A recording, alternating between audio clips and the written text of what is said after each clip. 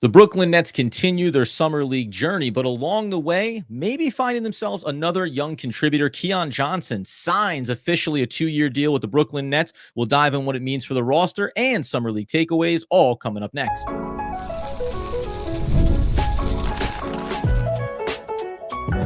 You are Locked On Nets, your daily Brooklyn Nets podcast. Part of the Locked On Podcast Network, your team every day. It is the Locked On Nets podcast right here on Locked On Podcast Network. It's your team, the Brooklyn Nets, every single day. He's Doug Norrie. I'm Adam Marmrick. We thank you, as always, for making us your first listen of the day. We are 100% free on all those great platforms. And let you know, today's episode is brought to you by FanDuel. Make every moment more all summer long. FanDuel is hooking up all customers with a boost or bonus daily. That's right. There's something for everyone every day, all summer long. Visit FanDuel.com to get started today. And Doug, as we say, the off-season summer league is about the Brooklyn Nets continuing to mold this roster, maybe move some contracts, and finding a player who Nets fans had a little bit of familiarity with from a year ago in Keon Johnson, and having him confirm some suspicions that he could have some real NBA value for this rebuilding team. 2-year contract for him. Have to feel good for a former first-round pick, by the way, coming out in the same draft class as Cam Thomas. Yeah, we suspected this kind of after the first game, really, that there was going to be open roster spots here for the Nets, especially if they weren't going to make any more, trades. Even if they did, there's going to be open roster spots. And after his play early on, we were kind of like, he's kind of the guy that they could pretty much use for this roster, right? Like, there's a guy, he's got some on-ball juice. There's some athleticism for sure. They're just going to need some ball handlers and guys who can score, even if the tank is on.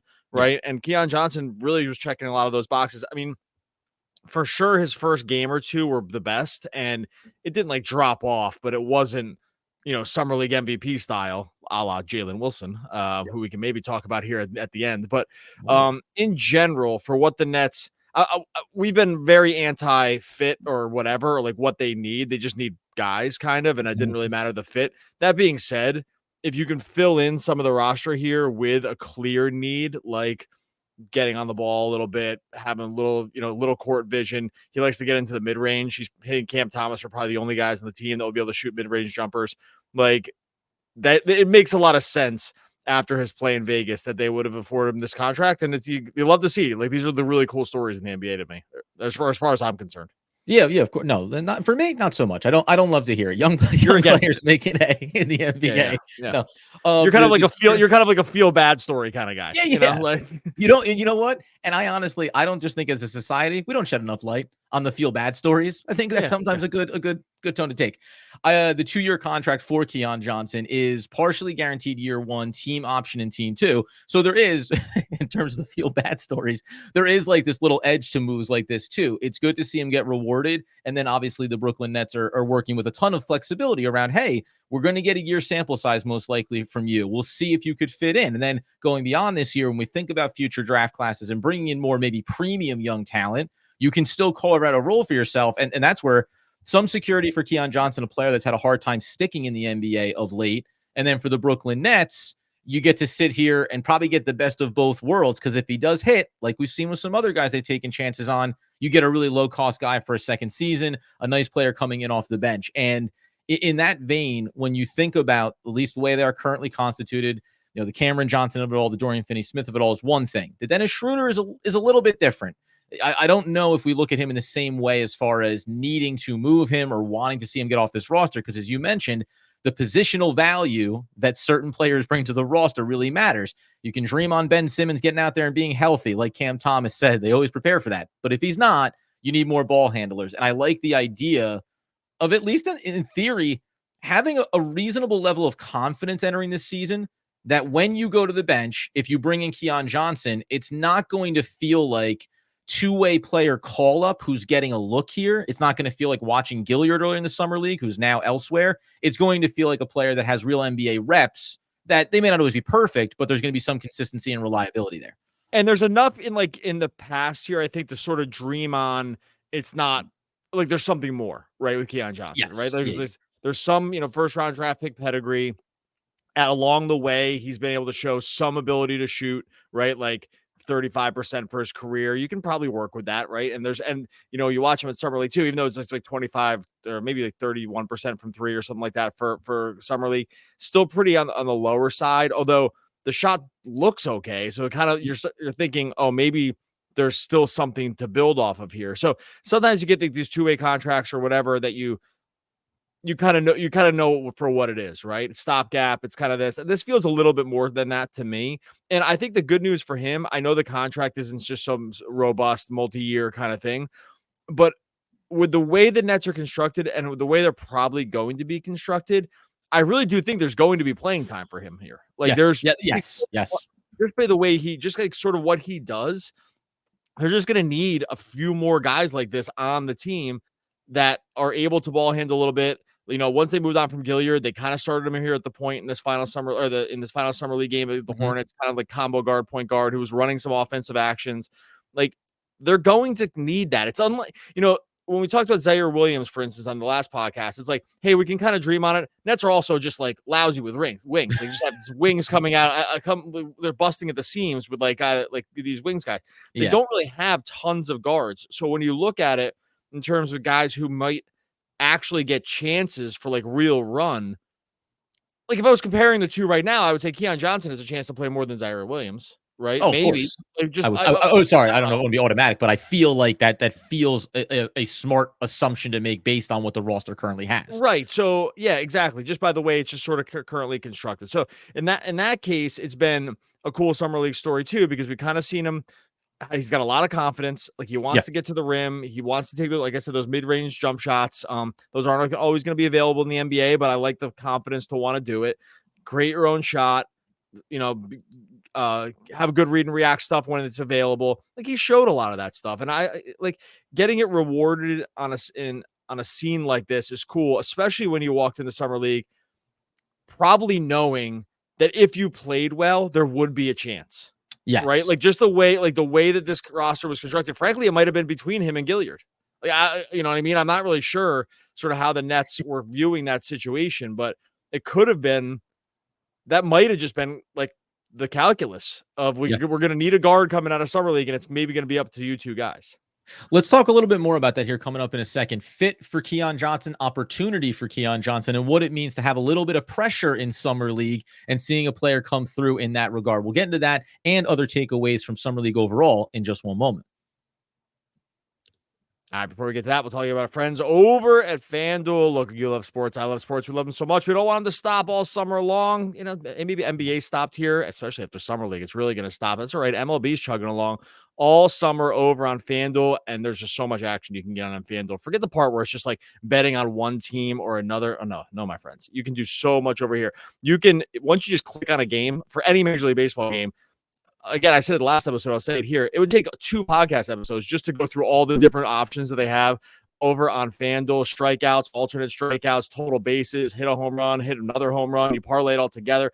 All of it's going on all summer long over on FanDuel. They're hooking up all customers with a booster bonus daily. There's something for everyone every single day. Head on over to FanDuel.com. Start making the most out of your summer. FanDuel, official sports betting partner of Major League Baseball. All right, so as we continue today's Locked On Nets episode, we do remind you guys, you often may find yourself watching ESPN on your TV all day, and sometimes the way that they shout about topics rather than having discussions makes you want to turn down that volume. So you can go ahead, though, and make the switch over to Locked On Sports today. It's a free 24/7 sports streaming channel programmed for you every day that brings you the biggest stories without all the screaming. Locked On Sports today brings you can't-miss analysis, opinions, and news streaming 24/7 on YouTube or the free Amazon Fire TV channel's app. It's part of the Locked On Podcast Network, and it's your team, and it's every single day. So before we talk about, because we've discussed some other guys here, staples that we think of the NBA roster in Jalen Wilson, who lit it on fire, Noah Clowney. But just on Keon Johnson, the first thing you mentioned about a real opportunity, and we don't know for sure, but the idea of, well, maybe it's Gilliard or Johnson. We're going to bring one of these guys with us. One of these guys is going to have a chance at the NBA level.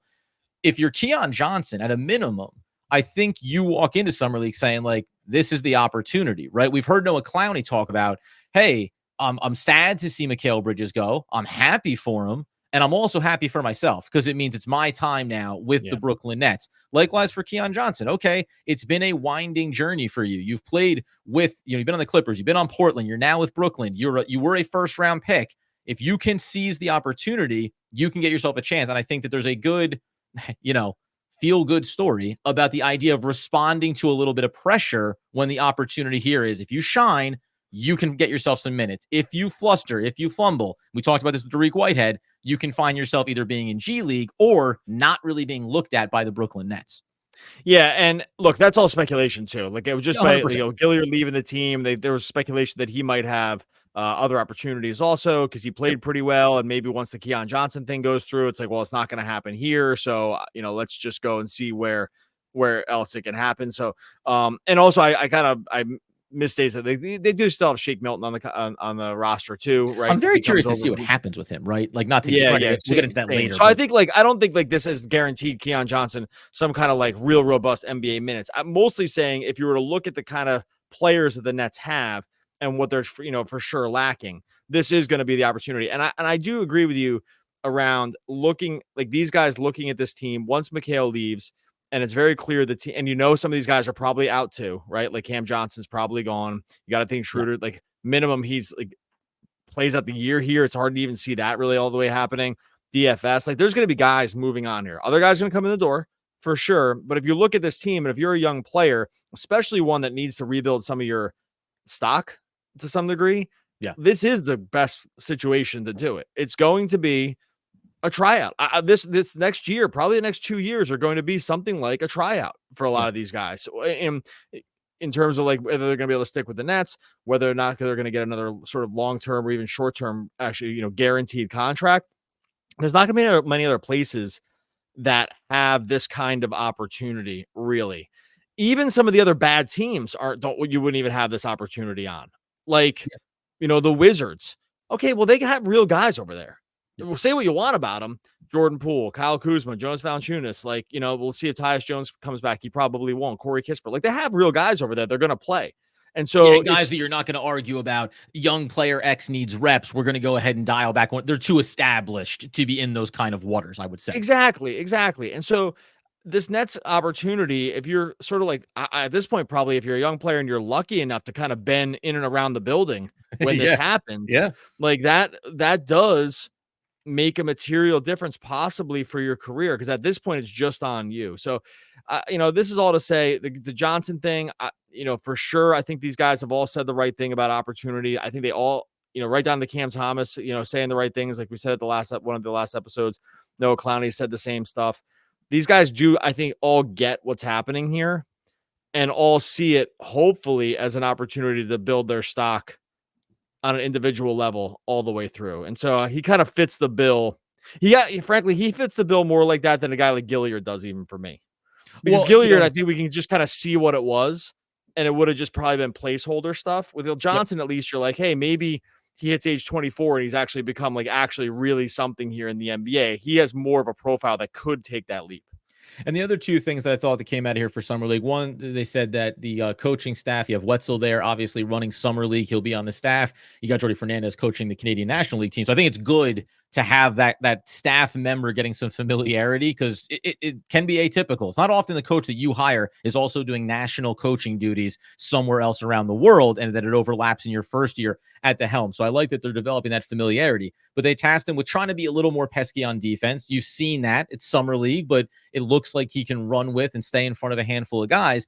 And then when you talk about comparing him to a Gilliard or anybody, but it's a good reminder that even though he's only 6'3" or a little north of 6'3", 6'3.5", he comes in with almost with an over 6'7" wingspan. These things matter if you're trying to get into a backcourt alongside of Cam Thomas, and you want to be able to be complementary and then also offer some defensive value there. We always mention the Nets for a while. We said they got tons of size, not girth, not size from that standpoint, but size when it came to length and wingspan. Hopefully Keon Johnson can take that ability, take that skill set, and showcase some value there, because then you're talking about a nice compliment to Cam Johnson if those minutes overlap. Hey, Cam Thomas, you're cooking on the offensive end. It's my responsibility when we come down in defensive transitions to say, I'll pick up the more difficult of the two assignments. And this is, again, all based on when he gets his opportunities and showcasing that. There's no guarantee here, but you have to at least like it. The premise of it feels really good coming out of Summer League for Keon. And he did that in Summer League too. Like he was a primary defender on a lot of the first on ball guys, right? So like we saw them kind of put him into those situations also. And I think he did a pretty good job, all things considered, for what they want to do. And also, we left off this part about opportunity with the Nets. Also, you look at this rotation, forget you say already, okay, some of these guys are going to be traded, probably going to skew younger if they get anybody in here actually, right? Or it could just be buyouts or, moving on from other guys. Then you have Simmons, who it's like, okay, well, even if he's in the rotation, no one's going to say this, but it's like, we getting all 82 out of him? Probably not, right? And so, there's going to be even guys that are on the roster, you just know almost for certain that they wouldn't play the string out anyway either. So there's just going to be there's going to be more minutes available on this team for guys like this than anyone else. Go ahead. No. And I'm just, it's only piggybacking on that, whether it's Dennis Schroeder, whether it's Shake Milton, the other guy, everyone that's listed in there are all guys that either don't matter in terms of the hierarchy of minute shares, or I still believe that Dennis Schroeder, if he's on this roster to start the season, is going to be a guy that other teams would look at the deadline and an expiring contract that doesn't cost a lot and say, hey, for whatever it's going to be, we could use a player like that. So there's a world where Keon Johnson just has to be good enough to have that role, to be on the bench, and then all of a sudden it just starts clearing out, whether it's injuries with Ben Simmons that we don't want to see happen, or these players clearing out at a later date. Because I think the transactional nature of anyone over the age of, say, 24 for the Brooklyn Nets is going to be a very fluid all the way through and up to the trade deadline of this NBA season. So Keon just needs to bide his time and hopefully show some of that value in those key spots. And what you're going to realize too, I always find this hilarious when I posted something about what the Nets rotation is going to be. And people are like, well, I don't want these guys blocking these other guys playing. I don't want DFS and Cam Johnson. I'm like, hey, just get everyone. I know a lot of people have not followed tanking teams before because you don't really have to do it. Take it from someone. Again, I've said this many times, but I'm only putting this on the resume, reading the resume here so everyone can understand. When you predict minutes for these bad teams on a nightly basis, these guys don't run 35 minutes a game. It's not Mikal Bridges isn't out there playing 38 minutes a game anymore, 37 minutes, 36 minutes a game. Even the veterans are going to be minutes managed at very low numbers. One, to keep them healthy. Two, to make sure you're not winning. And a lot of guys play. The rotations get very, very deep. I know people are like, well, they shouldn't even be here because they're going to block. There's minutes. Believe me, there's minutes. You have to understand there's definitely enough minutes in an NBA season for guys to play. It's really actually hard to fully block stuff when you are very clear about what the plan is. When you're not clear, like this year, like with the Bulls, we're going for it, right? Okay, well then those guys are going to play a lot. That's not what the Nets are going to do. There's just no way you're going to see these guys run a lot of minutes. So I just want to caution everyone about getting too worked up about veterans blocking young guys. I just really don't think that's going to be something material that we need to worry about. Coming up here in a second, what are the other big takeaways from Summer League? Jalen Wilson lighting the world on fire, and yes, about how he gets his path to a role on the NBA level roster with those veterans, Noah Clowney, and anybody else that maybe jumped off the page for Doug, Nori, and myself. We'll dive into that to close out today's episode in just one moment. All right, before we get to that, tell you about our friends over at eBay. Passion, drive, and patience, the formula for winning championships. It's also what keeps your ride or die alive. eBay Motors has everything you need to maintain your vehicle. Level it up to peak performance, superchargers, roof racks, exhaust kits, LED headlights, so much more. Whether you're into speed, power, or style, eBay Motors has you covered with over 122 million parts for your number one ride or die. You'll always find exactly what you're looking for. With eBay Guaranteed Fit, your part is guaranteed to fit your ride every time, or your money back. With eBay Motors, you're burning rubber, not cash. With all the parts you need at the prices you want, it's easy to make your car the MVP. Bring home those huge wins. Keep your ride or die alive at ebaymotors.com. Eligible items only. Exclusions apply. eBay Guaranteed Fit only available to U.S. customers.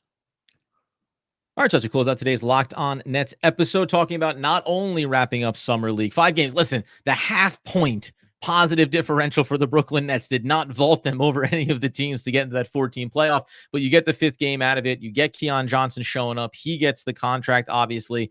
And then there's these other players. And it's funny because Jalen Wilson, he's one of the guys now. When everyone starts talking about who can't be on this roster to get in the way of minutes, Jalen Wilson's the number one. And I think if this team had gone to the Summer League playoffs, then you'd be talking about him for Summer League MVP. But somebody else is probably going to bubble up here along the way when we have these discussions. Phenomenal from beyond the arc, shows a lot of late game poise. So all of that experience and pedigree from the college years seems to be coming through here. I'm excited for him. It's incredible. And we'll have a longer discussion about the roster and where guys should be and start.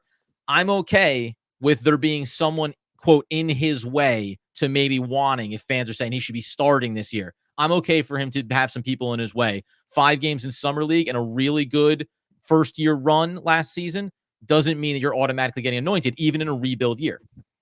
Yeah, he was great. He was awesome. Right. He shot 50 as of this. Just as a quick programming note, we're recording this during this final Summer League game. So didn't think there was going to be anything massive that transpired over there. We started recording after halftime of this game. As of that point, he was shooting 56%. What's that? No, sorry. I don't know why. I really badly wanted to say Nets down 8 in the third quarter and they got them right where they want them. But please continue. Yeah, this will be very timely when you listen to it tomorrow. Yeah. 56% from 3. I mean, shot the lights out of it. I do think a thing that helped him too. I mean, and I will say this too. Officially, Jalen Wilson, officially Noah Clowney, too good for Summer League. Great. Yes. That's great news, right? When you get to a point where you're just too good for Summer League, that's an awesome spot to be because it's just like the next step. It's like, okay, now we go to the next thing, right? And I think that he clearly showed that. I think what helped him a lot, honestly, is that he's just played basketball for more. He's older than a lot of these guys, right? So you just, and getting some of that NBA reps really helped him. His body is like way more NBA ready than a lot of these other guys. So he's able to impose some physicality in Summer League that he's maybe not going to be able to do at the NBA level, but showed a little bit of it, I thought, with Brooklyn last year. So with these guys, again, progress isn't linear and development isn't linear, but the hope is that with each player, you see something built on something, right? So it's like Jalen Wilson built on his time in the NBA. And like I said before, officially became too good for Summer League. Clowney, hey, we saw it at the NBA level, built on it, was awesome, really, really good in Summer League. I thought, especially defensively. Let's see it.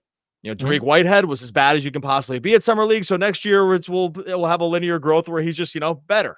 It'll be like we'll say not a big deal. Don't worry about it. We'll see you next Summer League. It's all good. It'll be a C- and it'll be growth, right? Yeah. And so it's just one of these things. But I think with Wilson, I know he just caught a stray there, but with Wilson, it's exactly what you want to see for a guy that you're like, okay, let's see it happen at the NBA level. And I'm with you too. It's like, I don't think this means you should be starting or anything. But no, but that's okay. He's like an NBA player. He's an NBA player. That's great news for a guy who was picked basically last in the second round. You know what I really like too, because we don't need to talk too much about Noah Clowney. We've seen the things we wanted to see from him as well. Jalen Wilson just really jumped off the Summer League court when you watch these games. Totally. But in especially late game sequences defensively, when they wanted to run some of these suffocating blitzing defensive actions, I did enjoy the fact that it often was Noah Clowney and Jalen Wilson, right? So you can squint and then go, oh, right, there's NBA reps where these guys will be doing similar type of things. And there's always a clunkiness to Summer League. There's guys that are destined for G League careers. That's not a knock on any of them. Guys that won't be here, guys that haven't played together. So when you see those two players combined, and they played not only in NBA last year, in the G League last year as well, it's kind of nice to see that they're developing a level of chemistry that can translate to the NBA level as well. Yeah, and so when you start to see that kind of clicking also, I mean, they did get minutes together. And I think too, there's just when you are able to get real NBA minutes, the speed difference, it's honestly, it's probably something like taking the donut off your bat, before an at bat. It's the speed. Once you've seen it at the NBA level, which you're not gonna be able to recreate anywhere else, and then you go to another place where it's a little more disorganized and everyone's just X percent worse. If you have the confidence and you've shown at the other level, you should be able to really dial it up. I mean, that's how maybe we're putting a pin on Summer League here in general, but what we also often have said about this for as long as we've been doing the podcast, it's 25th year, I can't remember. But when we talk about Summer League, it's hard to jump off the page and anoint, you use a good word, anoint some next star outside of a few guys, right? Wemby, it's okay, well, he can do it. Guys like this. But for the most part, it's hey, let's make some progress, see how it goes, and then see what's next level. It can go the other way, though, where if you can't get it done at Summer League, you have big time worry marks around a guy. If you're in year 3, if you were a first-round draft pick, let's say, and you're in year 3 of Summer League, and you're not totally dominating, that's a major concern. And so those are actually more of the stories. They don't become stories because the absence of a story doesn't make a story, but that actually should be the real one. If these guys go to Summer League and you're like, hey, you're not crushing guys here and you were a first round pick, it might be over. It might be over. And so I don't know. No one to really apply that to the Nets here, but I think like that's usually the thing that I'm looking for the most. And it's an unfortunate scenario, but I do think it's the most telling. I think that's much more telling than some guy dropping 25 a game. Oh, of course. Right? Yeah. And that's the classic. Why don't they ever spotlight the feel bad stories? I just don't understand. Why aren't we? That's a great news. You know what? That is how you pull us. That is full circle on an episode right there. Good job by you, because bad job by me storytelling. I just forgot that you started it off that way. I assume you were just going to take it there yourself, but it's so obvious. I missed it. Yeah, geez. We'll talk a little bit more about other like an official, as Doug mentioned. The key takeaways from Summer League are here, but a final wrap up of this game, obviously, and then any transactions that happen, because the Nets do have the Keon Johnson contract represented the 15th and as of right now final roster spot. They only have one two-way occupied, so there's going to be other players that are going to get those two-way contracts coming out of Summer League potentially as well. How soon or early they announce those, that'll be to be seen. But why don't we go ahead and have a little fun with some trivia here at the end of it, Doug? Do you know, in the 153 minutes that Jalen Wilson and Noah Clowney shared the court last season, what their net rating was? Jalen Wilson plus Noah Clowney? Yeah. 253 minutes? 153. Negative 6. Wow. And this is why you always come to me for these type of bright spot moments, because I'm the feel-good story guy. They had a plus 719 net rating, 106.86 offensive, not necessarily anything to write home about, but a shimmering 99.67 defensive rating. Obviously, kind of depends on who else was on the court when they were accomplishing these things, but that's neither here nor there. That's the kind of bright spot that you can hope for. And when you're having these discussions, Doug, you always stop short of saying, what about when Keon Johnson got on the floor with them as well? Because those 35 minutes were a minus 8.44. Nevertheless, we look forward to it. I've made a lot of mistakes today. I mean, both on the podcast and off. Just a number of different things that have just kind of gone wrong. Nothing life altering. That guess by me was so horrible, only because there's no way you would have read the stat if it was bad. And so why would I end on a bad note?